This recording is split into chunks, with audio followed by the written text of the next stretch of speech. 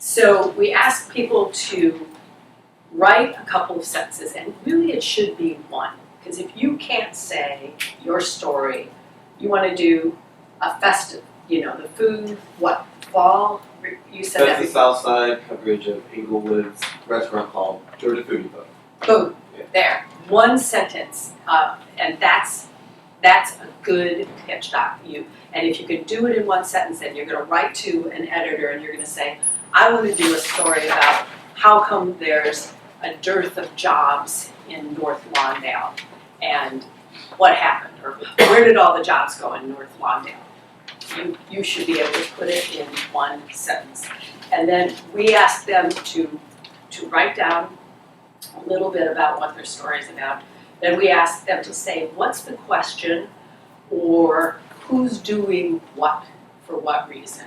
And that's more audio, but it's also very good in print, I think, too. Like we used to be way back, and 10 years ago, we were trained by a guy from Canada who was like the god in public radio world. And he said, radio is somebody doing something for a reason.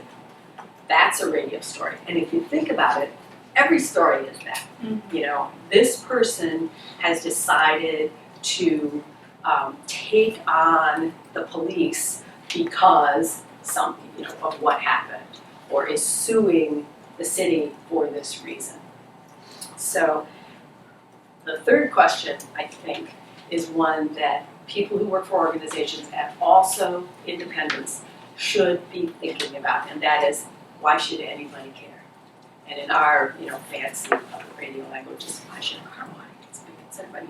But that's polite. But it's like, who gives a damn? Who are you trying to reach with this story? And sometimes it's not everybody. Your stories, I think, the weekly stories are presented in a way that is interesting culturally to anybody. Mm-hmm. You don't have to live on the South Side. I live in Evanston, and I read it, and I'm educated, and I'm enchanted. So that doesn't. But who are you trying to reach?